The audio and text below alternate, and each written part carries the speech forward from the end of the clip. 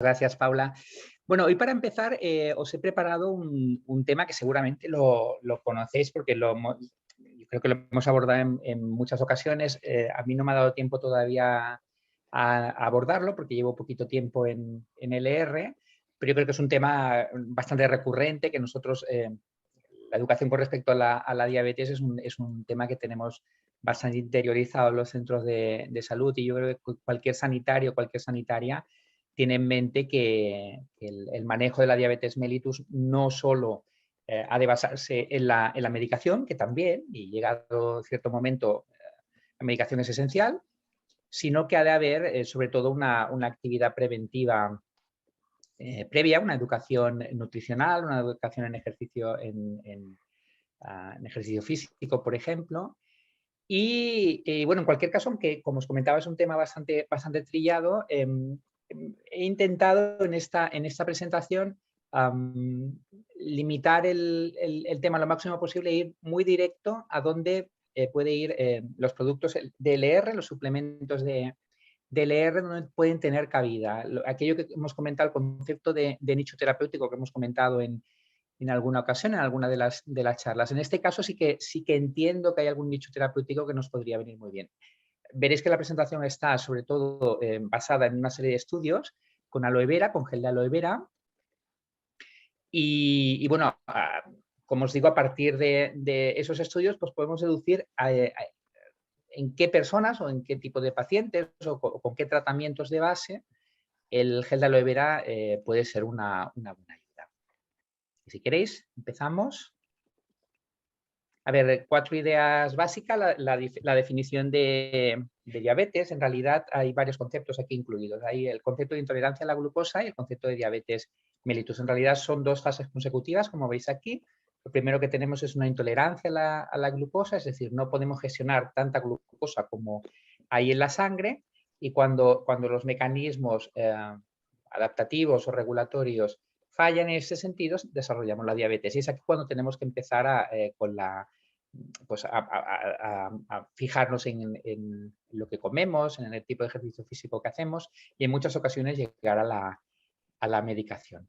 En cualquier caso, la intolerancia a la glucosa y la diabetes mellitus son 2 fases consecutivas, como veis aquí, que refieren un problema a la hora de que la insulina realice su función.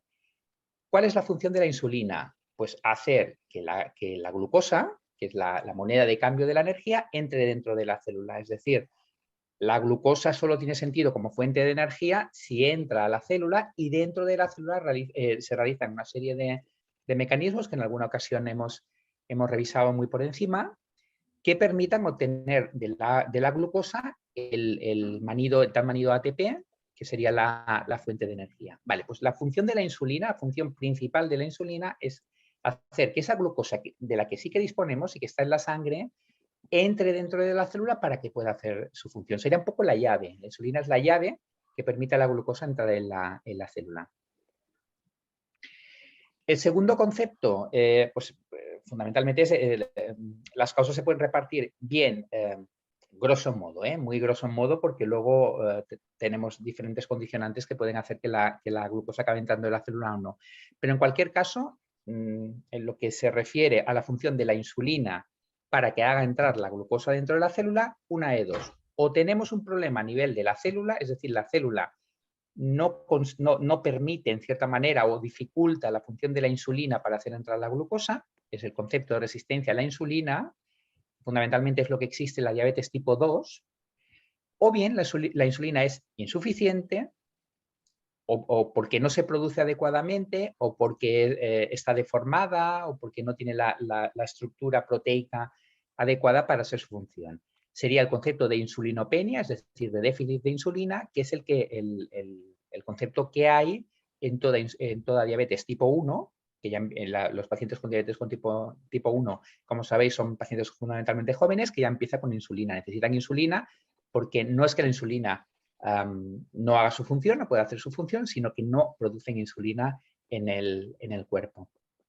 Entonces, fundamentalmente tenemos estas 2 causas que veremos que son las que van a permitir que nos manejemos en la mayoría de las personas diabéticas. Es decir, los medicamentos van a ir o fundamentalmente o a disminuir la resistencia que se produce a la insulina a la hora de hacer su función, o bien a potenciar, o sea, si la insulina es la adecuada, las resistencias no existen o están derrotadas o disminuidas, pues hay medicamentos que lo que hacen es que potencian el efecto de la insulina, o la propia insulina, es decir, dar insulina desde fuera, o bien que en alguno de los dentro del mecanismo que hace que la insulina haga que la glucosa entre dentro de la célula, pues algunos de los medicamentos tocan alguna de estas fases, es decir, actúan a nivel de, la metáfora que comentábamos antes, actúan a nivel de la cerradura para que la insulina pueda hacer su función adecuadamente. Y esto es un poco muy resumido, evidentemente muy resumido y grosso modo cómo es en realidad la diabetes. Consecuencias de esta, o sea, porque al fin y al cabo lo que vamos a tener fundamentalmente es que tenemos glucosa en la sangre, aumento probablemente de glucosa en la sangre, pero que no es capaz de entrar en la célula. O sea, no nos falta glucosa, no nos falta glucosa. El problema es que no conseguimos que esta glucosa entre dentro de la célula y haga su función.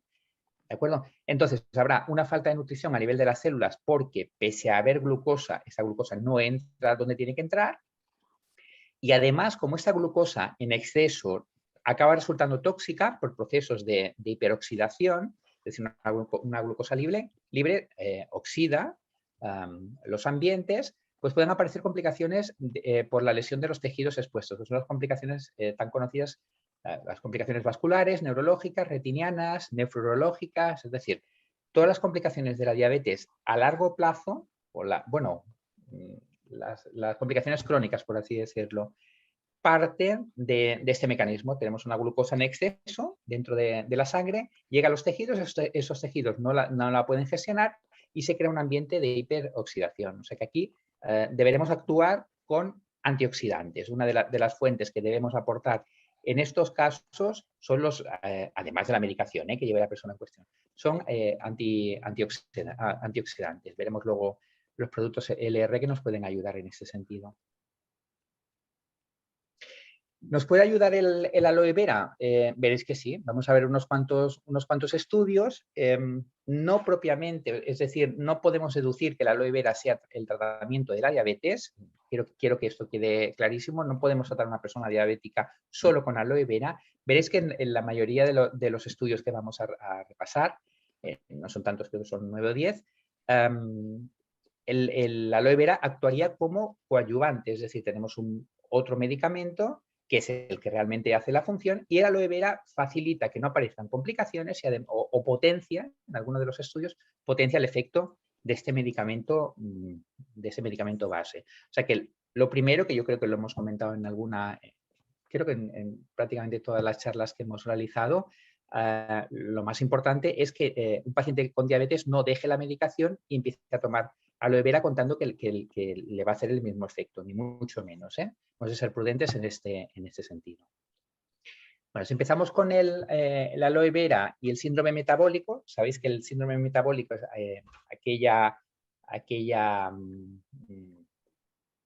situación en la que aparecen varios factores de riesgo cardiovascular, es decir, el síndrome metabólico incluye la diabetes mellitus, generalmente la tipo 2, una alteración en los lípidos, en el colesterol, en los diferentes tipos de colesterol, una alteración también en los triglicéridos, un sobrepeso, por ejemplo. Vale, pues en una situación de síndrome metabólico, el aloe vera asociado a antidiabéticos orales, es decir, son pacientes que ya tienen un síndrome metabólico, como tienen diabetes, están tomando antidiabéticos orales, los que son más adecuados, pues añadiendo el gel de aloe vera conseguimos disminuir tanto la glucemia, es decir, es más fácil el control en estos pacientes diabéticos de su glucosa, a lo mejor no necesitamos tanto medicamento antidiabético oral o conseguimos mejor efecto con el mismo antidiabético oral. Disminuimos la glicada, que como sabéis es el control crónico que se hace a los pacientes con diabetes para saber, para saber un poco el control que ha tenido los 2 últimos meses. En realidad la glicada, la hemoglobina glicada o hemoglobina glucosilada, esa proteína, la propia hemoglobina que tenemos en los glóbulos rojos, que cuando se expone a un ambiente con un exceso de glucosa de manera mantenida, se glicaliza Es decir, se le une la glucosa y eso lo podemos determinar. Y nos explica un poco cómo ha estado esa persona a nivel de su diabetes, de su control glucémico en los 2 últimos meses. Bueno, pues el control de la glicada es mucho mejor cuando añadimos a los antidiabéticos orales el gel de aloe vera y el de colesterol tanto total como LDL, que son los 2 malos. Aquí no hablamos del colesterol bueno, veremos en algún otro estudio que sí se hace referencia a él, pero fundamentalmente lo que vemos es que con la medicación que ya lleva el paciente, añadiendo gel de aloe vera, optimizamos los valores tanto de glucosa como del perfil lipídico. Existe una entidad que es el síndrome del ovario poliquístico, en el cual frecuentemente se asocia a un síndrome metabólico con alteraciones de los lípidos. Sabéis que el síndrome del ovario poliquístico aparece en mujeres jóvenes que tienen quistes en los ovarios que son productores en exceso de progesterona. Hay una alteración en el ciclo ovulatorio, de manera que en muchas ocasiones si no se controla desde fuera con anticonceptivos orales, esas pacientes no pueden quedarse embarazadas. Bueno, pues en el síndrome del ovario poliquístico, aparte de todas las alteraciones que suelen aparecer, como bien sabéis, son pues, el acné, la aparición de pelo en el caso de las mujeres, aparición de pelo en la barba, en las patillas, por ejemplo, un exceso de vello. Aparte de esto, lo que aparece, y quizás lo más importante a nivel metabólico es una alteración de los lípidos y una predisposición a la diabetes tipo 2. Vale, pues en este caso, en el síndrome del ovario poliquístico, también conseguimos disminuir, añadiendo el gel de aloe vera, también conseguimos disminuir los niveles de colesterol, triglicéridos, y aquí sí que hay un aumento del HDL, que como sabéis es el colesterol bueno, que es el protector.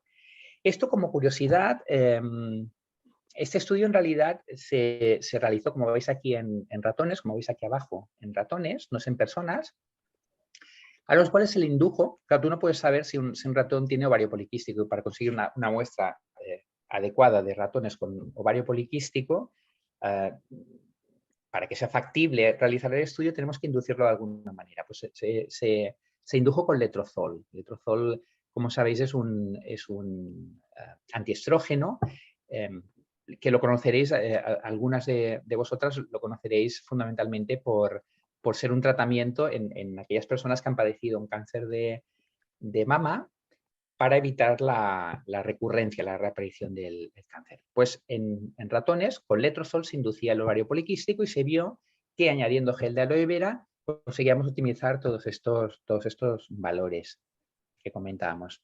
Es decir, revertíamos en gran parte el síndrome metabólico.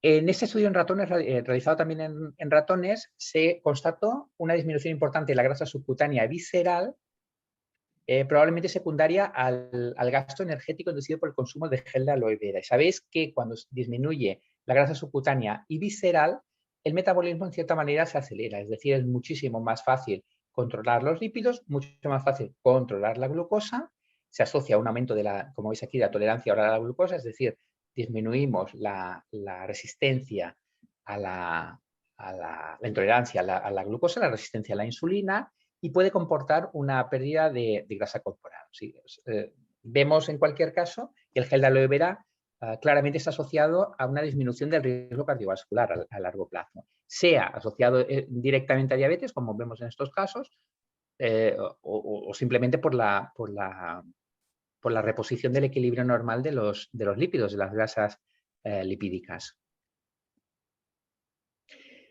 En este estudio, el gel de aloe vera, a través de los fitoesteroles, produjo un aumento del tejido adiposo marrón. El tejido adiposo marrón es aquel que se desarrolla, es grasa también, pero es una grasa que produce mucho más calor y que tiene una capacidad de quemar calorías muchísimo mayor que el tejido adiposo blanco o amarillo que tenemos la mayoría de nosotros. El tejido adiposo marrón se asocia mucho al ejercicio físico, está más presente de base en hombres que en mujeres y permite precisamente eso, que cuando hagamos ejercicio sea muchísimo más eficaz la quema, el consumo de calorías de lo que es en el caso del tejido adiposo blanco. Bueno, pues los fitoesteroles o algunos de los fitoesteroles del gel de aloe vera indujo en ratones un aumento del tejido adiposo,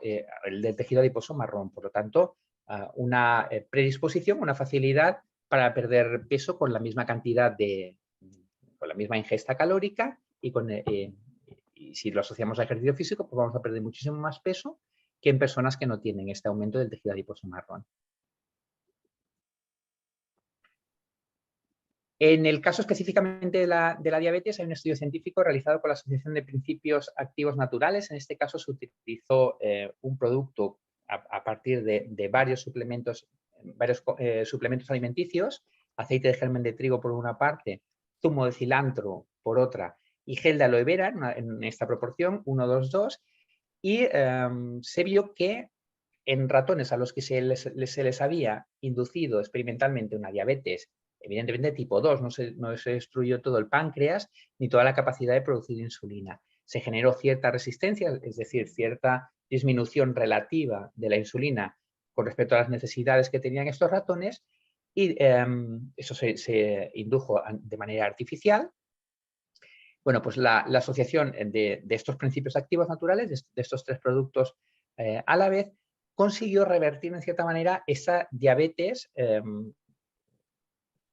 generada de manera artificial, por así decirlo. Es decir, que permite en pacientes, de esto podemos deducir, evidentemente, si extraemos el resultado en ratones y lo extraemos a personas, o deducimos que funciona de la misma manera en personas personas que empiezan con diabetes, que empiezan sobre todo a generar resistencia, no en diabetes tipo 1, donde falta insulina, esto va por otro lado, aquí necesitamos insulina sí o sí, sino en personas que empiezan con la resistencia a la insulina, en aquellas personas que acaban con su metformina, por ejemplo, pues el gel de aloe vera puede enlentecer o retrasar el momento en el que necesitemos medicación, que es un compuesto que puede venir bien. Yo aquí veo un nicho terapéutico, como os comentaba, sobre todo en pacientes con sobrepeso, en pacientes que tengan controles, que tonteen con el azúcar, que no tengan criterios de diabetes, es decir, que no estén diagnosticados de diabetes, que sigan con su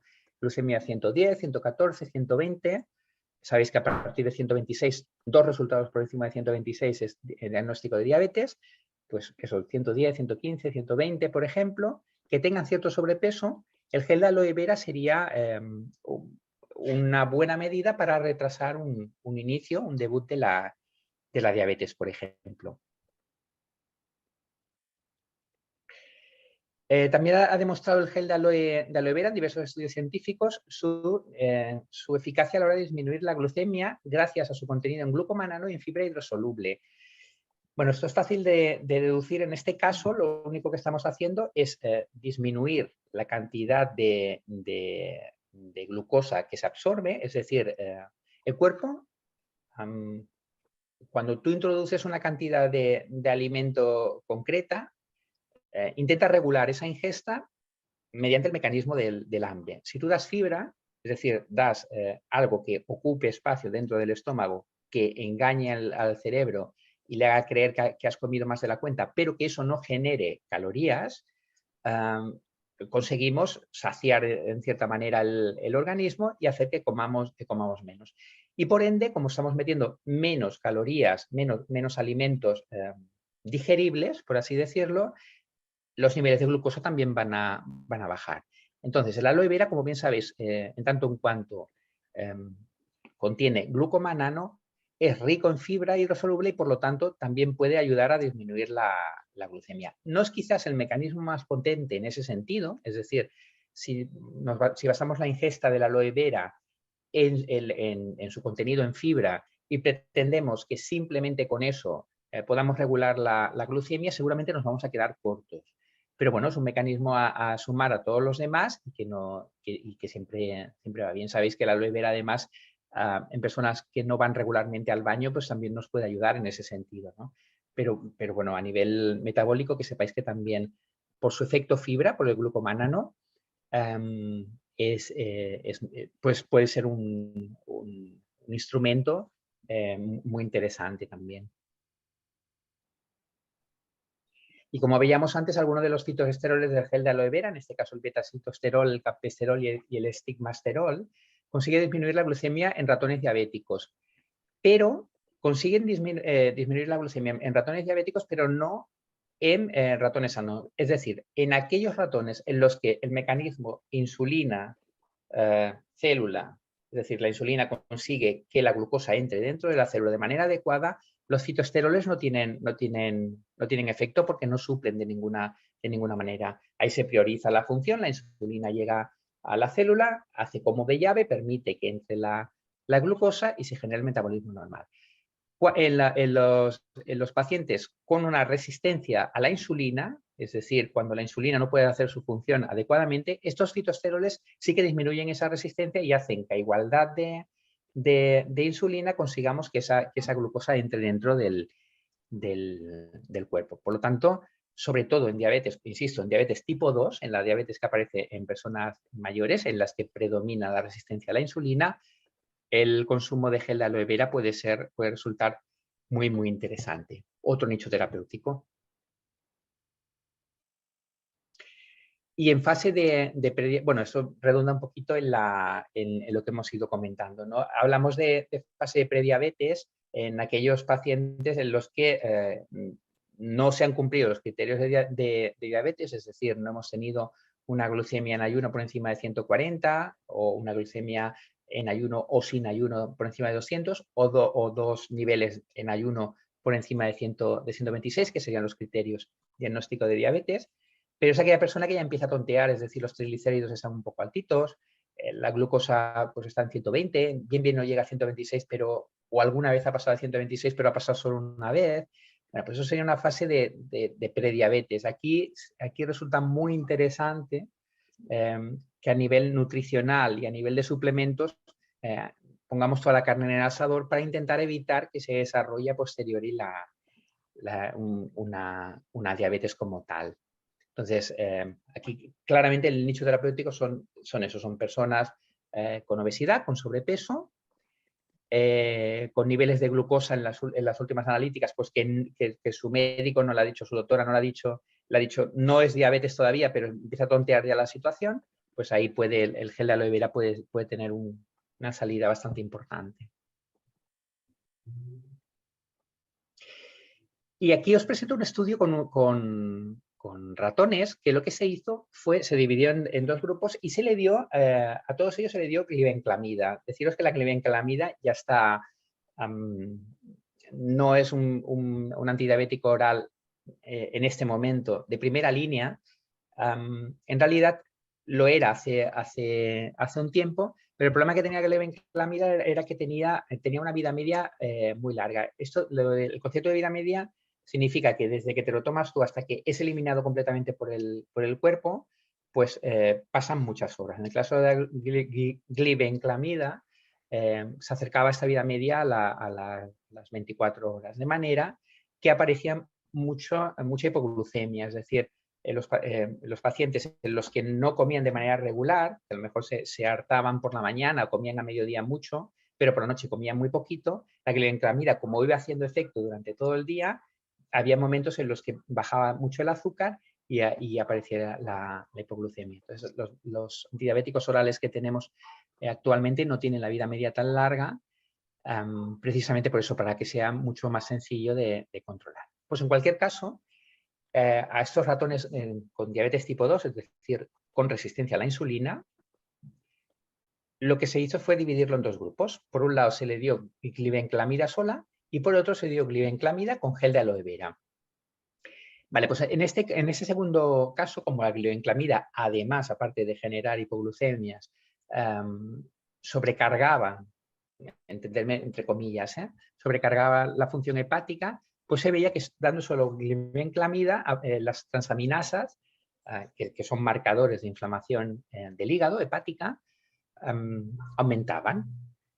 Cuando se añadió el gel de aloe vera, se vio que esas transaminasas eran muy inferiores a las que aparecían solo con la glibenclamida. De lo que se dedujo que el gel de aloe vera tiene cierto efecto hepatoprotector. ¿En base a qué ese protector del hígado? En base a que disminuye el estrés oxidativo. Es decir, muchas de las funciones a nivel hepático generan oxidación a ese nivel. Intentamos reducirlas pues, con las vitaminas fundamentalmente, con los productos antioxidantes que tengamos, pero en muchas ocasiones pues, no llegamos o las hemos agotado con los alimentos, con la digestión previa. En cualquier caso, cuando damos medicamentos, lo más probable, además del estrés oxidativo que se genera durante la digestión, cuando damos medicamentos, lo más probable es que se genera aún más estrés oxidativo. Pues ha visto que el gel de aloe vera puede disminuir en cierta manera este estrés oxidativo y proteger la función hepática, porque recordad que el estrés oxidativo, la hiperoxidación, daña las células y las elimina, las mata y puede generar disfunción del órgano donde cae ese estrés oxidativo. Bueno, y vamos a llegar entonces a los productos LR que pueden ayudarnos a combatir y prevenir estos problemas. Fundamentalmente me he centrado en el aloe vera, en el más puro de todos ellos, de los drinking gel, de los bebibles, en el más puro de todos ellos, que es el melocotón, que es además el más adecuado para personas diabéticas porque no lleva azúcar añadido, por lo tanto nos puede ayudar en ese sentido. Es el primero que hemos elegido precisamente por eso, porque la charla de hoy versa fundamentalmente sobre el gel de aloe vera específicamente y quizás eso, el más puro, por así decirlo, el que tiene menos compuestos añadidos es el melocotón, el sabor a melocotón. Además, contiene inulina. La inulina, como bien sabéis, es una proteína no... un hidrato de carbono no absorbible que tiene efecto fibra también. Por lo tanto, en cierta manera ayudamos a que haya menor absorción de la glucosa, tiene un efecto saciante, por tanto, y nos puede ayudar a controlar mejor las glucemias, esas glucemias que tontean y que no llegan a requerir una medicación concreta. Como sabéis, hemos de tomar 30 mililitros 3 veces al día antes de las comidas. He querido recoger también el Cistus incanus, que quizás es uno de los más antioxidantes que tenemos. Hemos visto que, sobre todo a nivel hepático, y pensad que todas las complicaciones que comentábamos, todas las complicaciones derivadas de la diabetes tipo 2, o sea, cuando hay una resistencia a la insulina, recordad que el mecanismo, así de forma muy sintética, como la insulina no es capaz de hacer entrar la glucosa dentro de la célula, la glucosa se queda en la sangre en exceso, llega a los órganos, genera un ambiente de hiperoxidación y los acaba deteriorando. Por lo tanto, necesitamos antioxidantes a destajo. Y el Cistus incanus en este caso, con su alto contenido en vitamina C, en zinc, y el propio Cistus incanus, la propia jara, tienen un efecto antioxidante muy importante. La dosis, como bien sabéis, son 2 cápsulas al día con un poco de líquido. Tenemos la versión en cápsulas, pero también tenemos la versión en spray. Aquí la composición es un poquito diferente en el caso del spray. Hay zinc en este caso. Hay vitamina E, que no hay en el anterior. Y la dosis sería 3 pulsaciones 3 veces al día, un total de 9 pulsaciones al día directamente en la boca. Como os digo, Cistus incanus sería buscando efecto antioxidante, fundamentalmente efecto antioxidante, que es un poco el que conseguimos también con el aloe vera, ¿no? Pero efecto antioxidante de manera que protejamos los órganos de las complicaciones crónicas, de las complicaciones a largo plazo, de los problemas de retina, de las úlceras por diabetes, por problemas de circulación, de los problemas neurológicos, de la polineuritis, por ejemplo, por el azúcar, por ejemplo, de las eventuales amputaciones, de la posibilidad de amputación. Pues todo eso lo podemos paliar, en cierta manera, dando antioxidantes a destajo. Y el Cistus incanus, tanto en comprimidos como en spray, sería una buena solución en ese sentido. Además, evidentemente, de todas las vitaminas que queramos añadir sea, de todas las vitaminas que procedan de la fruta y la verdura que consumimos habitualmente, ¿eh? Tenemos el Fiber Boost. En esencia, lo que estamos dando con el Fiber Boost es fibra, fundamentalmente. Por lo tanto, estamos haciendo un efecto similar al que obteníamos con el glucomanano de la aloe vera. Es decir, vamos a generar un efecto saciante, vamos a consumir menos cantidad de alimentos y vamos a hacer que se absorban menos cantidad también. Yo creo que es un buen, sobre todo en pacientes con sobrepeso, en personas con sobrepeso, que suelen ser muchos de los pacientes con diabetes tipo 2 tienen sobrepeso, la fibra nos puede venir muy bien. También pensad una cosa, en el caso de las diabetes muy evolucionadas, precisamente por las neuropatías, es decir, por la afectación de los nervios, por el exceso de glucosa a nivel circulante, pueden aparecer lo que se llaman neuropatías vegetativas o neuropatías a nivel de los órganos, es decir, que puede aparecer un estreñimiento porque haya menos inervación o una inervación menos potente a nivel digestivo y se puede generar un estreñimiento por defecto. Por tanto, en estos casos el Fiber Boost podría ser una buena solución, una buena ayuda. Y como sabéis, la dosis en este caso son 7 gramos de producto por cada 200 mililitros de agua o de leche baja en grasa y sin lactosa, y se puede aplicar una vez al día. Se puede dar más, se puede dar, como bien sabéis, la dosis necesaria, la dosis conveniente, la dosis que recomiendan los nutricionistas, ronda entre los 30 a 35 gramos de fibra al día. Pero hemos de vigilar sobre todo con los efectos secundarios, porque si lo damos muy de golpe, podemos generar, incluso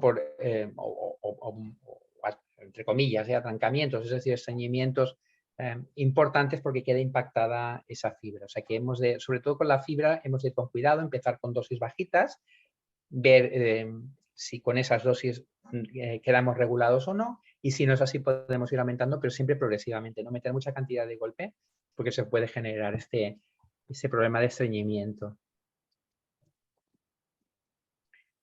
Tenemos también el Pro12. Bueno, en el Pro12, yo en este caso no lo...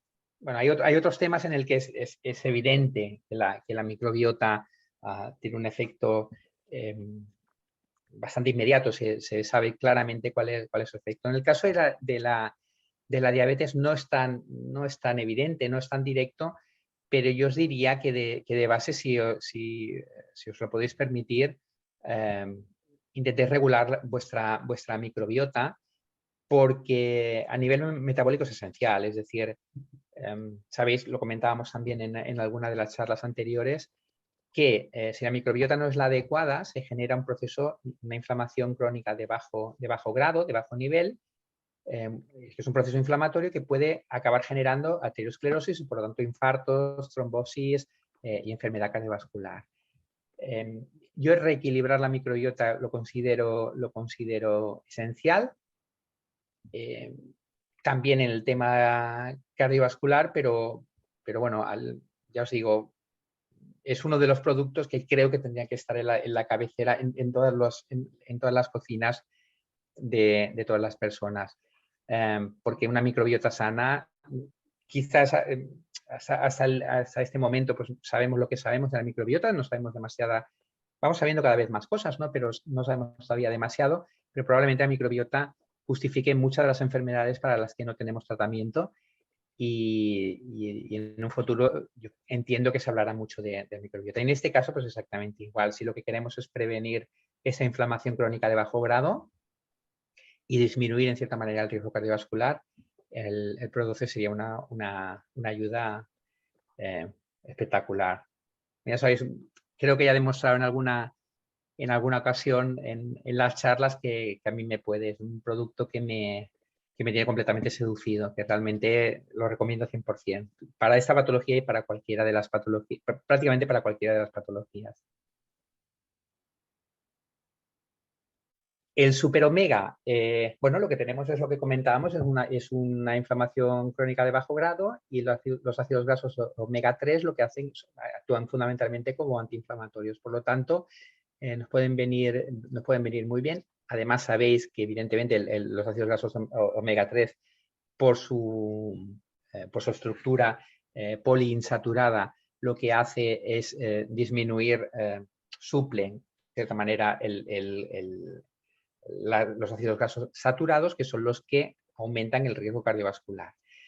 Creo que lo comentábamos en alguna de las charlas anteriores. Pensad que los ácidos grasos saturados en realidad son rígidos, la saturación les da cierta rigidez, y que si eso se pega a la pared, tiene poca capacidad el glóbulo rojo para pasar por una pared que es rígida y poco maleable. Si esa pared está ocupada por ácidos grasos monoinsaturados o poliinsaturados, como los omega 3, conseguimos más elasticidad y prevenimos en cierta manera el riesgo cardiovascular, prevenimos el infarto, la trombosis, por ejemplo.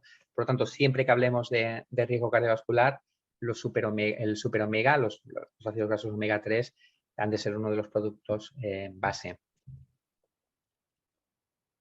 Sabéis que en autoenvío tenéis tanto el Cistus incanus como el Pro12 en este pack junto al colostrum. Y tenéis también en autoenvío el Vitactive fuente de vitaminas y por tanto de antioxidantes también. También no lo hemos nombrado en este caso, pero podría perfectamente haber formado parte de esta charla. El ProBalance y el Super Omega. Y recordaros, insistir un poco más en la prudencia. En cualquier patología, insistir en la prudencia a la hora de llevarla. Una alimentación saludable es esencial, ejercicio físico regular es esencial, pero seguir los controles habituales por parte de vuestro equipo sanitario. Es decir, no intentéis tratar alteraciones del metabolismo o enfermedades sin consultar con los sanitarios, con cualquiera de nosotros. Y como veis aquí abajo tenemos un enlace, esto no tiene nada que ver con la charla de hoy, pero quería aprovechar porque, en la próxima charla tengo pensado, si os parece bien, ya lo concretaremos, pero tenía pensado abordar la fibromialgia, que es una patología que vemos bastante frecuentemente y bueno, probablemente hablaremos de ella. Ese enlace que os he dejado aquí, aprovechando algunas de las consultas que me habéis hecho a través de las redes, he podido constatar que que tenéis muchos pacientes o muchos clientes con enfermedades reumatológicas, con enfermedades autoinmunes, con artritis reumatoide, con lupus, con espondilitis anquilosante, por ejemplo. Bueno, pues en este enlace que veis aquí es de una asociación reumatológica, que es la que tenemos nosotros de referencia aquí en Cataluña, y que en breve, el día 14, hará un curso que es gratuito para todos los socios de esta entidad. Me parece recordar que hacerse socio de esta entidad, no sé si son 30 euros al año o una cosa así.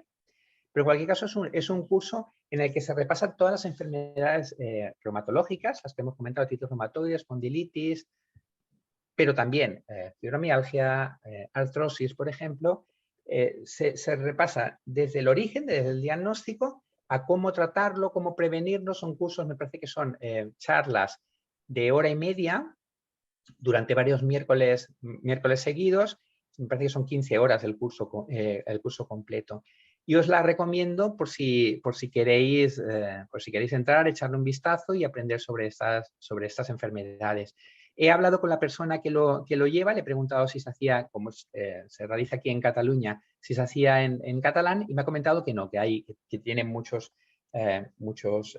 pacientes que están asociados a esta entidad en el resto de España, que hacen el curso en castellano. Si os apetece, es un recurso que puede ir bien. Si acaso lo recordaremos la próxima charla. Creo que comienzan, tenéis el enlace aquí por si queréis entrar, creo que comienzan el día 14, la semana que viene, y bueno, cualquier duda que tengáis, pues la podéis comentar con ellos o me la podéis comentar a mí directamente. Creo que ya es ya es la última diapositiva. No sé si tenéis alguna pregunta. Voy por aquí un par. Hola Paco, quería contar una pregunta de Antonia Aguilar Saez. Hola Paco, quería contar una experiencia. Mi marido fue diagnosticado diabético tipo 2 hace 2 años y empezó con insulina ya que estaba a 437 de azúcar. Empezó a tomar aloe melocotón y una cápsula de reishi al día y en 6 meses le pasaron de insulina a pastillas de metformina y después de 2 meses más que seguía haciendo bajadas de azúcar, su médico le quitó toda la medicación, está totalmente controlado con buena alimentación, aloe melocotón y reishi y súper contentos. Bueno, convendría evidentemente conocer toda la historia de principio a fin, porque puede ser perfectamente una diabetes inducida por cortisona, por ejemplo, o por medicación, porque generalmente cuando hay una resistencia a la insulina, cuando aparecen niveles de azúcar tan altos, ya suele haber una insulinopenia, o sea, es decir, una cantidad de insulina menor de lo normal, y ya suele ser, y una vez que empezamos con las medicaciones, suele ser complicado retirarlo. Pero bueno, podría ser perfectamente, pues eso, un aumento de la glucosa secundario a alguna característica concreta, y a la que desapareció esa característica o a la que lo regulamos con lo que comentáis aquí, pues se reguló. Muchas gracias por la aportación. La verdad es que es un caso interesante y que sería interesante conocerlo directamente. Y Santana Danji nos comenta, lo de la fibromialgia me parece genial porque tengo mucha gente con esa sintomatología.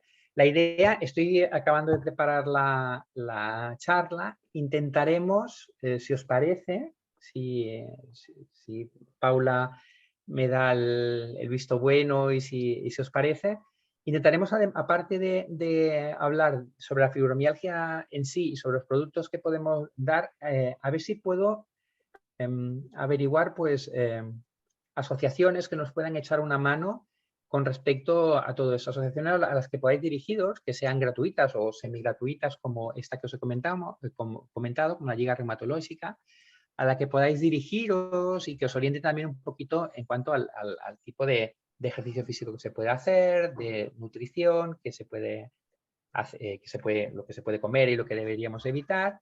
Y bueno, si os parece, haremos un poquito un compendio de todo esta parte de nutrición y suplementos alimenticios. Hablaremos un poquillo, intentaré averiguar cosillas y os las pasaré. Y Santana Danji también nos comenta, hola Paco, yo tengo diabetes tipo 2 y mi abuelo también tenía diabetes. Actualmente estoy tomando Janumé, sitaglitina y metformina. Y bueno, mi preocupación es si puedo pasar a una diabetes tipo 1, entiendo. No, por definición, la diabetes tipo 1 es aquella en la que hay anticuerpos, o sea, es el propio cuerpo genera anticuerpos contra la insulina, es decir, a la que se produce la insulina, el cuerpo la detecta como algo extraño y destruye esa insulina. Por lo tanto, ya desde primera mano, desde el primer momento, hemos de dar tratamiento con insulina. Por esa persona, toda la insulina que produce la destruye el propio cuerpo. O sea, que es una diabetes tipo 1, sería eso, sería un debut en persona, generalmente son personas jóvenes que rápidamente la desarrollan y que empiezan ya con insulina. Yo entiendo que lo que quieres preguntar en realidad es si puede ser que llegues a necesitar insulina. Sí, normalmente, o sea, es probable, no te lo puedo asegurar al 100%, pero es probable que acabes necesitando insulina, porque generalmente primero hay una resistencia a la insulina, es decir, el páncreas es capaz de producir suficiente insulina, pero esta no es capaz de hacer su efecto. Entonces, con la sitaglitina en realidad lo que ayuda a la función de la insulina, el compuesto aquí que disminuye la resistencia a la insulina es la metformina. Con el paso del tiempo, como el páncreas se va produciendo insulina que no es capaz de hacer su efecto, entonces el cuerpo recibe un cierto feedback, un cierto autoestímulo, por así decirlo, que hace que el páncreas intente producir más insulina para paliar ese defecto. Pero como cualquier órgano de nuestro cuerpo, con el paso de los años acaba deteriorándose y llegará un momento, es probable que llegue, un momento en el que el cuerpo no sea capaz de producir suficiente insulina y entonces tengamos que aportarla desde fuera. No sería no sería una diabetes tipo 1, porque no hemos comenzado ya directamente con la insulina y porque el mecanismo que se produce es muy diferente, pero entiendo que tu pregunta en realidad es si acabarás necesitando insulina. Podría ser, sobre todo con el paso de los años, el problema que suele haber es que pasamos de una resistencia de una simple resistencia a que además añade que el páncreas, que ha estado muchos años sometido a esa resistencia, llega un momento en que se agota, produce menos insulina, la tenemos que aportar desde fuera. Y no sé si queda alguna pregunta más. Sí, exactamente, esa era mi pregunta. Ahora estoy controlando mi alimentación, intentando hacer deporte, que es lo que más me cuesta, aunque sea media hora de caminata. La cuestión es que si esa es resistencia con aloe vera, puedo retrasar la necesidad de insulina. Podemos intentarlo, como mínimo, ya te digo, como mínimo los niveles de glucosa sí que los vamos a compensar. No te puedo asegurar que ganemos muchísimo tiempo en ese sentido, en ese proceso, sobre todo si ya estás con sitaglitina y metformina. Entiendo que el cuerpo ya empieza a dar muestras, o sea, que tienes un páncreas, entre comillas, por así decirlo, cabreado, es decir, que está encontrando mucha resistencia y que tenemos que ayudarle con la sitaglitina y la metformina. Pero bueno, yo creo que el gel de aloe vera te puede ayudar como mínimo a disminuir niveles de glucosa, y si podemos retrasar esa necesidad de insulina, pues mucho mejor. No sé cuánto tiempo te lo va a retrasar, pero a mí me parece una muy buena propuesta. No sé si quedan más preguntas, si queréis hacer alguna pregunta más.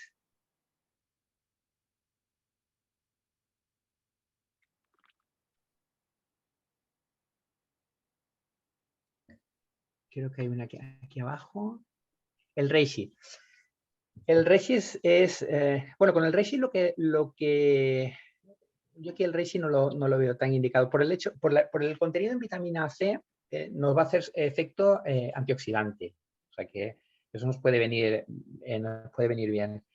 El reishi fundamentalmente yo lo concibo como más inmunoestimulante, es decir, para potenciar la inmunidad con respecto a infecciones. En el mecanismo de la diabetes no lo acabo de encajar. Lo encajaría un poquito el reishi, sobre todo eso, por su contenido en vitamina C, con el efecto antioxidante y protector de los órganos a largo plazo. O sea, en tu caso puede venirnos bien en ese sentido. Lo que pasa es que quizás más que el reishi, yo me iría más quizás al Vitactive, por ejemplo, me iría más por esa razón, porque nos iríamos ya más o al Cistus incanus, por ejemplo, que tienen más antioxidantes y no tienen ese efecto inmunoestimulante, y nos centramos más en la función. Yo me iría más eso, a un efecto antioxidante que no inmunoestimulante como es el reishi.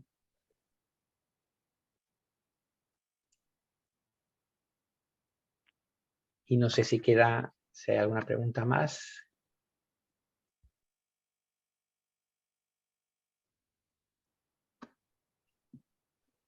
Gracias a ti, Santana.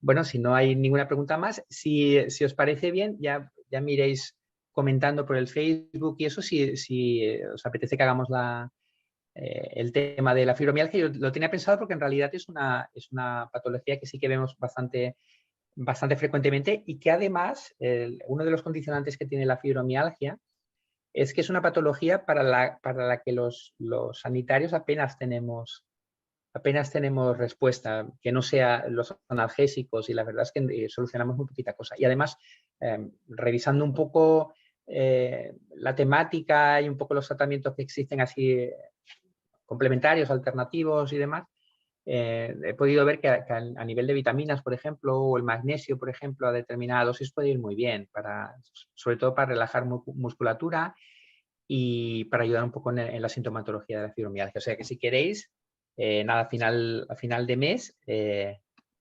hacemos una charla con respecto a fibromialgia. Y por diabetes tengo gran sequedad en la piel del pie. ¿Qué recomendación tópica me indicarías? Gel de aloe vera.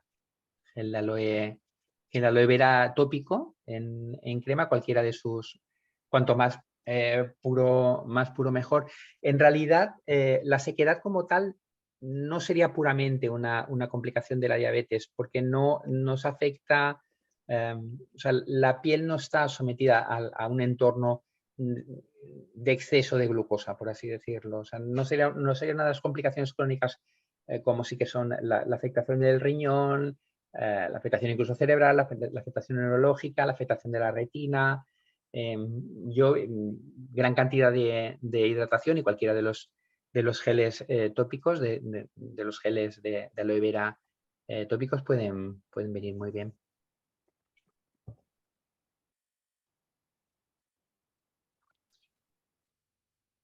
Y creo que ya estamos. No sé si tenéis alguna pregunta más.